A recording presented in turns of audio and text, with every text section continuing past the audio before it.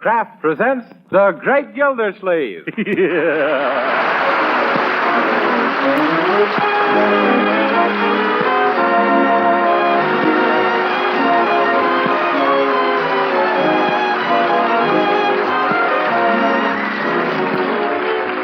Each week at this time from Hollywood, California, Kraft presents Harold Perry as The Great Gildersleeve, written by Leonard L. Levinson.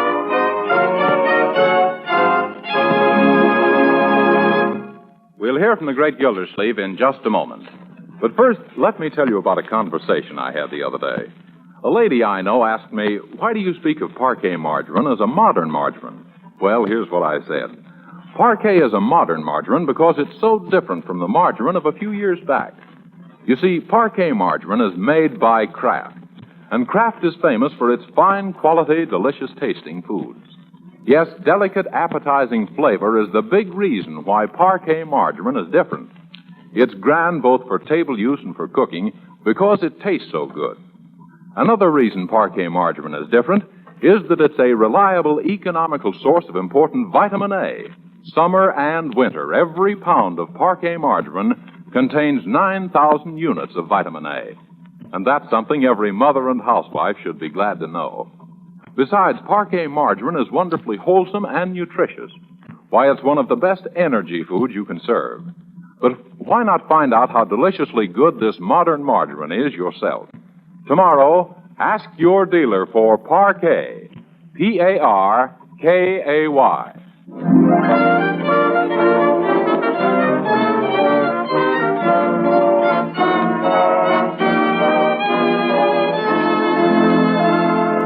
And now let's visit our friend, the Great Gildersleeve.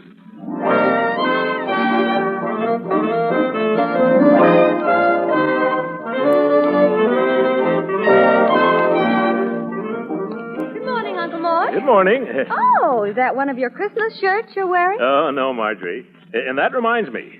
Next year, I hope you're more careful about giving my sizes to Aunt Sylvia. She sent me a 13 shirt and a pair of 17 and a half socks. Oh, I'm sorry. Huh? But you know Aunt Sylvia. Yeah. Why, she still thinks I'm a baby. Yeah? She sent me a pound of gumdrops and a Mickey Mouse wristwatch. Very good. Oh, Bertie, are you busy? No, Miss Marge. What can I do? See if you can sweep up some of the pine needles under the tree. It's shedding like a $19 fur coat. That's the kind of coat I got from a gentleman of Queens last Christmas. Oh, well, that's too bad, Bertie. Oh, I don't mind so much. The friendship only lasted till the 4th of July, but the bunny coat didn't start to give out until long about Labor Day. Well, I hope you have better luck with your current boyfriend. Oh, yes, Mr. Gildersleeve. Kurt is right. That boy's a real live wire. He done treated me to a course in 10 lessons in rumba dancing. Well. Bertie, are you going to learn to rumba? Oh, yes, ma'am. I've been rumbling for years, Miss Marge. I'm just going to improve my technique. Yeah. Professor Guadalupe, that's my rumba teacher's name, Stonewall Jackson Guadalupe. He says I'll be a fine rumba dancer just as soon as I learn to put about twice as much energy into half as much work. Yeah. I can see what he means. What else did you get for Christmas, Bertie, besides this course in the Cuban can-can? Besides which? In addition to your rumba coaching. Oh, well, I received a bottle of the loveliest smelling lavender cologne and a box of the loveliest looking lavender face powder. Oh, yeah. Oh, yes, indeed. I'm at my stunningness in lavender. Yeah. Do they match that perfume you had? The last time you saw Harlem? Yeah. No, ma'am. This is a new kind called Chattanooga Woo Woo. Yes. Or Tuxedo Unction. Yeah, tuxedo unction. Well, I guess I better get up these pine needles with the back. Yeah.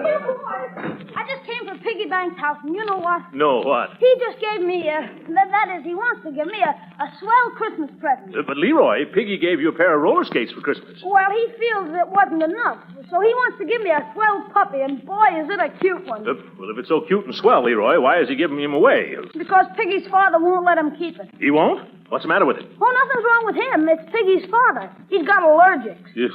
Sam, it's all right for me to have him, isn't it? Well, I don't know. Is it a very big dog? Oh, tiny? Say, he's just the right size for this house. Oh, two-story dog, eh? Yeah. What kind is he, Leroy? Oh, a brown with white spots. What do you say, Uncle Mort? No, I mean, what kind of a dog? A boy dog. How about it, Uncle? Well, I've always thought that a dog is a wonderful companion for a young man of your age, Leroy. Gee, so do I. Yeah. Uh-oh, here comes more work for me. No, Bertie, this dog is going to be Leroy's responsibility. You're to take care of him yourself, young man, understand? You bet. You better, 'cause I know from experience when a dog comes snooping around the kitchen for a bite, it ain't particular what it takes that bite out of. Yeah. Don't worry, Bertie. A dog is good for a boy. Yes, I recall the dog I owned when I was Leroy's age. Good old Hector. I can remember when he was a pup. What kind of a dog was he, Uncle Mort? Hector was a pug dog.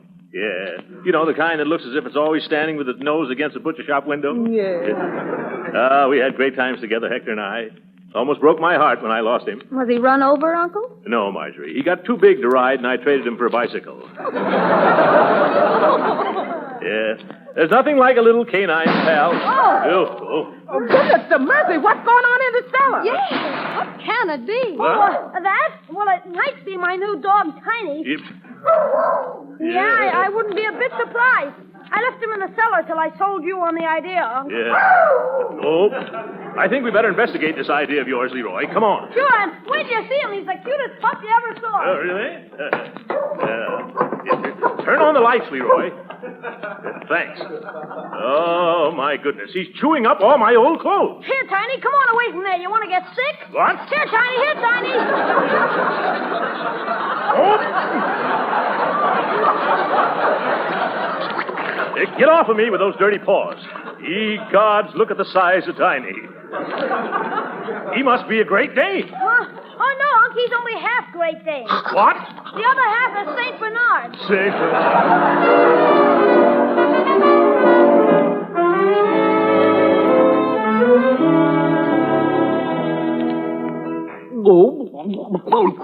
Oh, boy, look at that dog eat.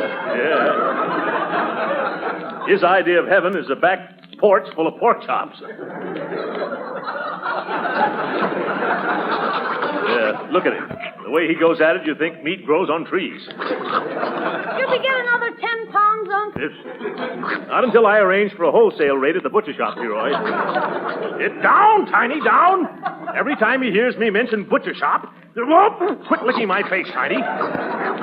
Grab his tail, Leroy, before he knocks me over. Get down, doggy. Come on. Yeah, thanks. Hey, he's a smart dog. Every time he hears me say B-U-T-C-H-E-R, he wants to go chop shopping. You should have seen us down at the MEAT market. What happened? I tried to train him to carry the package home in his mouth. Didn't it work? No. Tiny thought it'd be easier to carry it home in his tummy. Well, I guess you can't teach a new dog old tricks. Say, it's getting cold out here. Let's go inside. Yes, all right. Come on, Tiny. You can sit beside the fireplace if you promise not to chew the rug for dessert. Yeah? Don't keep that door open so long, please, Mr. Gildersleeve. This cold weather is hard on us tropical folks.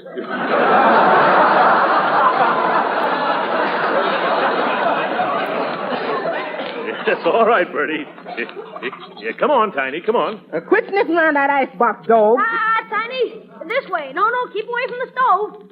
I guess he's admiring your cooking, Bertie. Well, he can admire till he's blue in the face, Leroy, but he ain't gonna get none of that there roast. I'm not cooking myself to a shadow over a hot stove for no truck horse of a Great Bernard.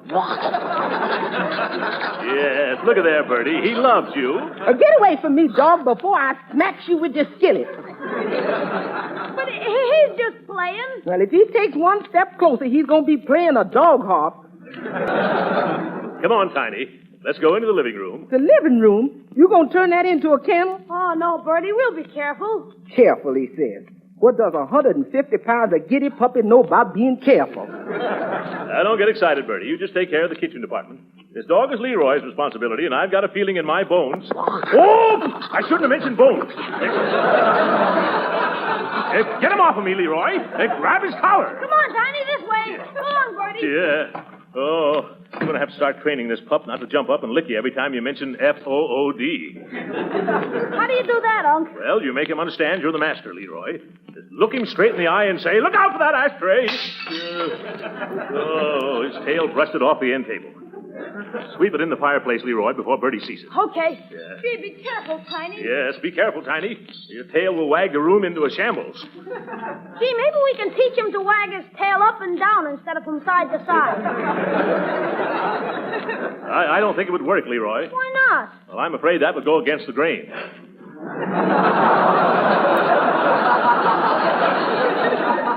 Yes.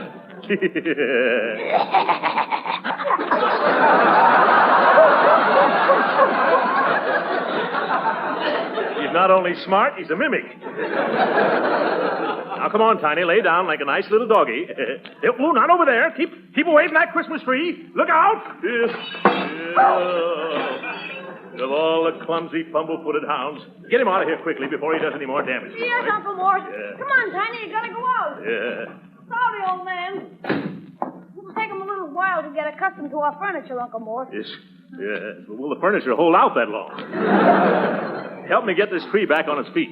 Help! Stop that! Come here, somebody! Get away from me! Oh, now, Otto, and I bet I know what it is. Do something. Quick, please. Gee, Bertie, what you doing standing in the sink? It's that dog of yours, Leroy. Look. Uh-oh. What did he do? He just chewed up the roast I had ready for dinner, and now he's drooling at me.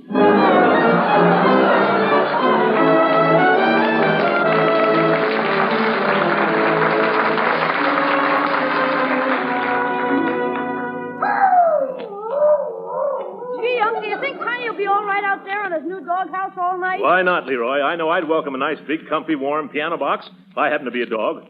On a night like this, thank goodness I'm not. But don't you think he'll get lonesome?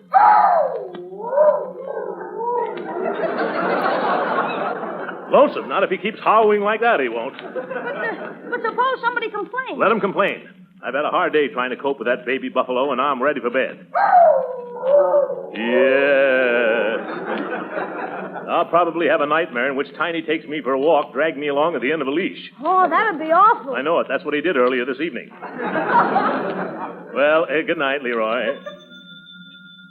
Gee, I wonder what that can be about at this hour of night. You guess. Hello? Who? Yes, this is Mr. Gildersleeve. He's one of the neighbors. What dog are you talking about? Oh, that dog, yeah. No, it's my nephew's. No, it isn't my nephew, it's his dog. What? No, I won't take him in the house. I'm training him. Oh, yeah? I'd like to see you. Is that so? Well, you can go there yourself. Where did he want you to go, Uncle Mort? It's neither here nor there, Leroy. Oh, I know where it is. Be quiet. Let's go to bed now. Oh, why did Alexander Graham Bell have to do this to me? Hello. Look, mister, I've had enough out of you. If you don't stop bothering me, I'm going to call the police. Oh, this is the police. Well, hello, Sergeant. What can I do for you? Oh, sure. I'll be glad to. Right away, Sergeant. Goodbye. Leroy, I've changed my mind about Tiny. You run along outside and bring him in. That'll keep him quiet. Oh, boy, can I keep him in my room, Uncle Mort? You didn't think I'd let him sleep with me, did you? Oh, hello, Marjorie. Hello, Uncle Mort. Look what I found under the rug in my room. 3 bones and an old corset. Oh, more of Tiny's work. Yes, he also ate all the flowers I received for Christmas. 2 pairs of silk stockings and almost a pound of my bath salt. That dog did that? Oh, he isn't a dog. He's an ostrich. Now, my dear, we must have patience. Oh. Is that you, Leroy? Yeah, me and Tiny. I'm going to take him upstairs to my room. Fine. Good night, Leroy. Sleep tight, Uncle. Good night, Mort. Good night. Good night, my dear. I'm going to bed myself. Oh, my. I feel as tired as last month's lettuce. What's that? Who's there? Who's that under the bed? Is that you, Tiny? Oh, my, we always seem to meet. Oh, stop licking my face. Get out from under that bed, Tiny. Get up from there. No, don't stand up, you moose. Crawl out. Down, Tiny, down. This is the last straw. I'll be doggone if this dog isn't gone tomorrow.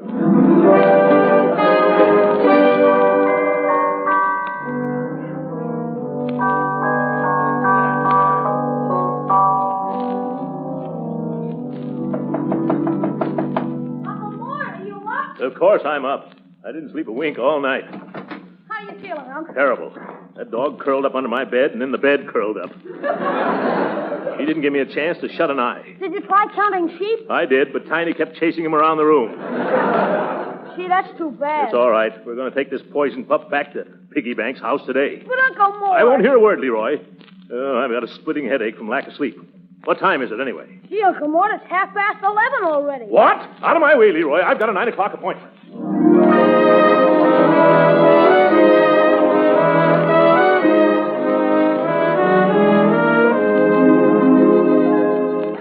I think he's hungry again. Again? Yes. No wonder Piggy gave him to you.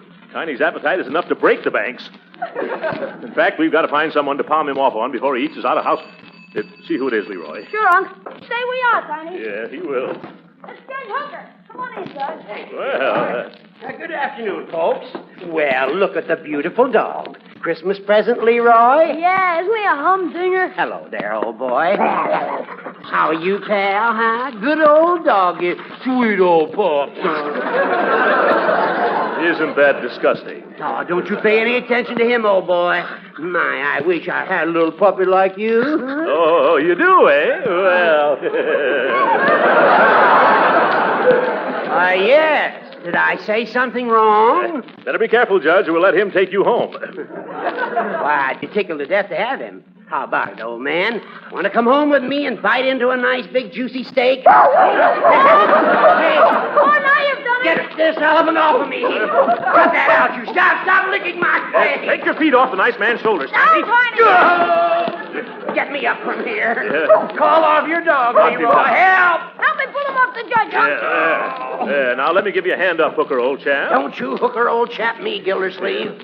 That's a dangerous dog you got there. You're telling me. He attacked me entirely without provocation. He had plenty of provocation, Judge. You mentioned S-T-E-A-K. Yes, Judge. This is a smart dog. You got to spell out F-O-O-D.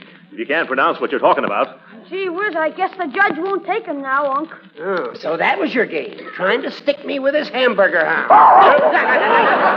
Get away from me, Tiny. I'm glad I caught on in time. What do you mean you caught on? Why, you couldn't catch on to a hippopotamus with a plunger in each hand. Oh, I couldn't, huh? Look who's talking. Throckmorton P. Gildersleeve, the Summerfield version of Dumbo. Oop. One more ill-bred remark, Judge Hooker, and the governor will be up all night trying to pick your successor. Go on. I'm not afraid of you, you big gas bag. Oh. Just about 97% hot air. Is that so? Why, you little prehistoric dodo. Say, what's the other 3%?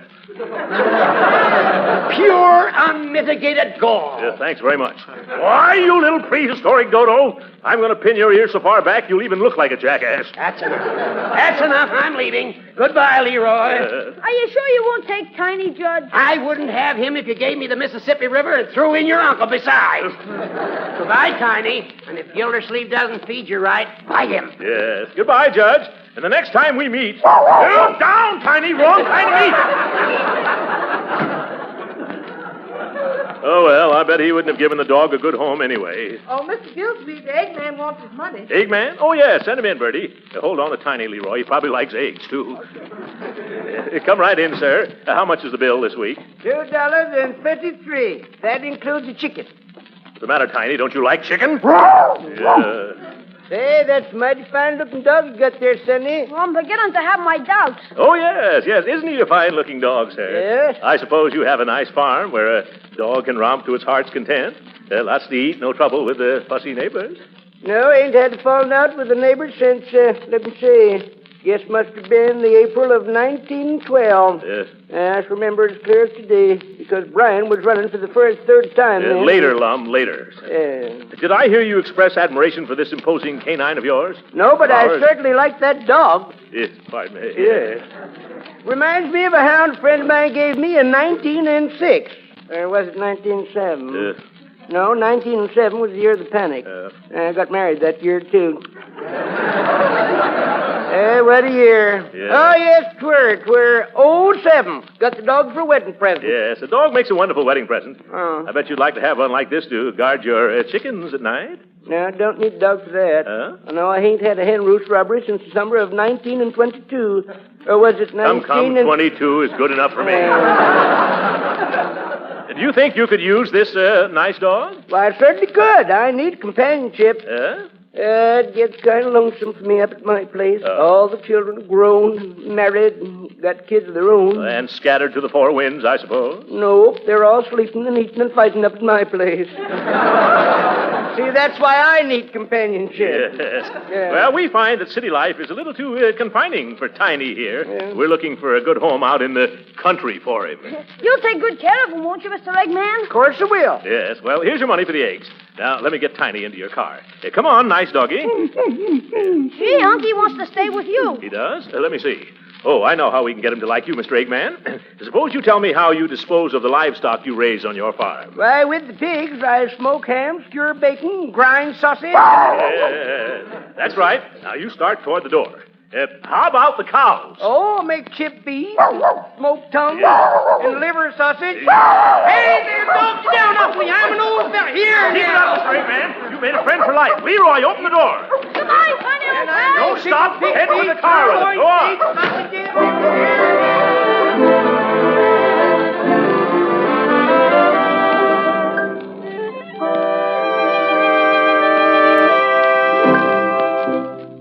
It's certainly peaceful around here since we became dogless.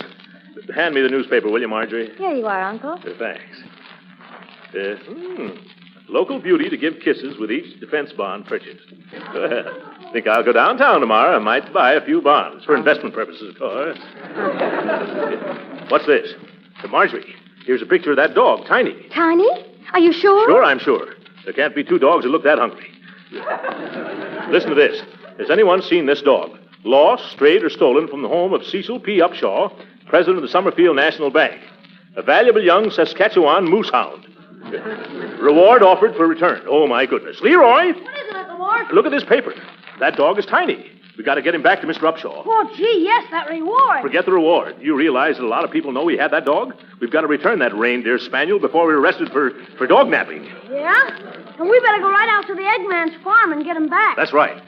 Get your cap and coat. Where does he live? I don't know. Do you, Marge? The Eggman? No, he's been coming here every Thursday for the past 10 years, but he never said where he lived. Does anybody know his name? No, I don't. Neither do I. Well, come on anyway, Leroy. Okay, but where are we going? We'll just have to drag all the chicken coops in the countryside for that bird. The bird. That reminds me. Bertie? Yes, Mr. Gildersleeve? Do you know where the Eggman lives? Yes, sir. Oh, fine. Where? On a chicken farm. I know that, but where? Do you happen to know his name? Oh, just a second. I think I have it right. Well, that'll be a little help. Don't forget your overcoat, Leroy. Oh, I found it, Mr. Gildersleeve. I just looked on the side of the carton of eggs he brought today. That was using the old bean. What is his name? His name is Grade A Select.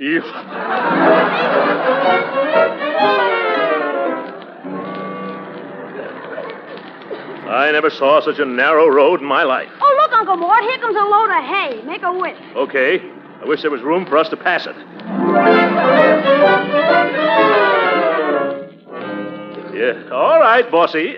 Let us through the pasture, please, bossy. Look out, Unc. That ain't no bossy. That's a bull. It is? Whoa! Gee, let's give up, Unc. Just this one barn, Leroy, then I'm willing to call it quits. Hello in there. Needn't shout, mister. I'm right here. Oh, excuse me. What is it? We're looking for a man who... Why, it's you. Yeah, hello, Mr. Eggman. It You is. remember that dog we gave you this afternoon? That big dog named Tiny? Sure. Well, we've got to have it back. That's right. There's been some mistake. And now we must return it. I'm sorry, folks, but I can't do that. You can't? Why not? Because that there dog of yourn picked up and run away. That's why. Oh.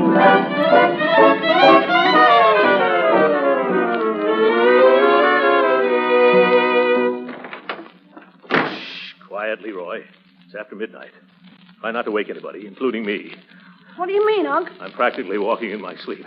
Oh, my tired. That certainly was one wild goose chase, Uncle Mort. Yeah, I know it, Leroy, and your poor, tired, weary old uncle apologizes. Skip it, Unc. It was partly my fault. Leroy, if we wanted to stand here and blame ourselves, we'd never get to bed. Good night. Good. I don't think I'll bother to take my clothes off. Just my overcoat and hat and shoes. Well, I haven't the strength to get the coat off, just the shoes and the hat. Won't hurt me to sleep in my hat for once. Or my shoes. What's that? Great jumping jeeps. Tiny's come home to roost.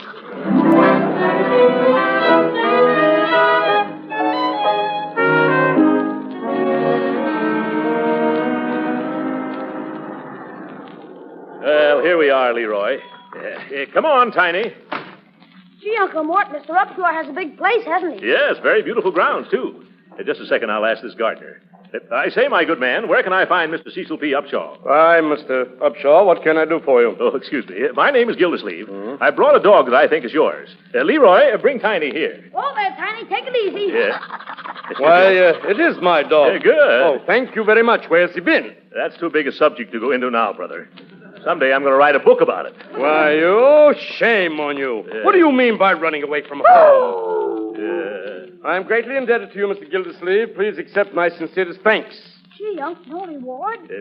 Quiet, Leroy. I didn't come here for any reward. Oh, yeah. The reward in the newspapers. If you'll wait where you are, I'll be right back. Come on, boys. Goodbye, Tiny. Goodbye, Tiny. Say, Unc, I wonder what the reward will be. Huh? I bet he'll give us a lot of money out of his bank. Oh, no, Leroy. The most you can ever expect from a bank is a new calendar. I won't be surprised if we get one left over from 1941. I'm sorry I took so long, Mr. Gildersleeve, but here's your reward. What? Here, you come here, boy. What? Did you mean that after all the trouble we had to bring your blasted big beagle back, you're returning him to us? Oh, no, this isn't Tiny. This is his sister, Tootsie. Oh! Get down, Tootsie!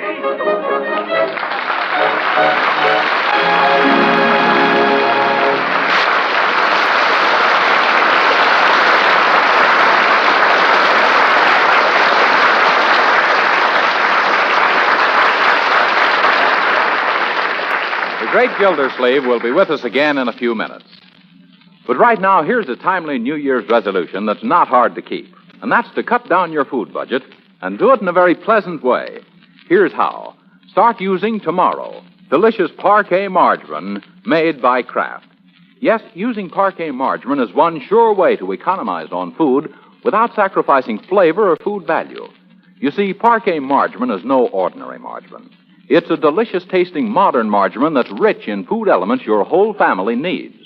Yes, you'll like Parquet's delicate, satisfying flavor, whether you use it at the table for pan frying or as a flavor shortening for baking. And you'll appreciate the fact that Parquet margarine is such a nourishing, wholesome energy food and a reliable year-round source of vitamin A. That's why economizing with Parquet margarine is no hardship but a mighty pleasant way to cut down your food budget. So in 1942, resolve to try wholesome, nourishing Parquet margarine, the modern margarine that tastes so good, yet costs so little. But remember, don't just ask for margarine. Ask for Parquet margarine, spelled P-A-R-K-A-Y.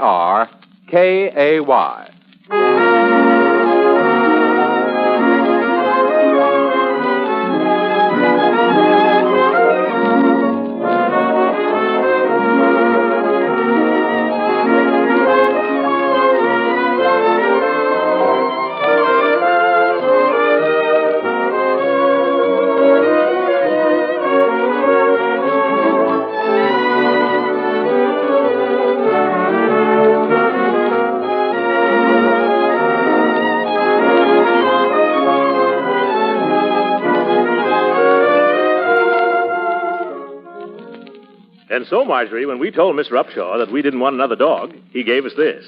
Oh, isn't that a beautiful basket of fruit? Yeah, it's got just about every kind you ever heard of. Yes, aren't those grapes luscious? Oh, and that pineapple. So ripe and ready to eat. Personally, I like the bananas the best. Yes. All in all, it's the most beautiful calendar the Summerfield National Bank has ever put out. Happy New Year, folks. Good night.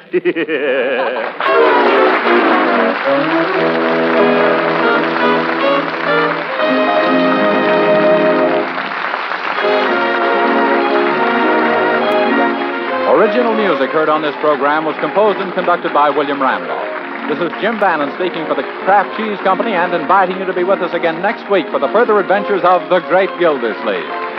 This is the National Broadcasting Company.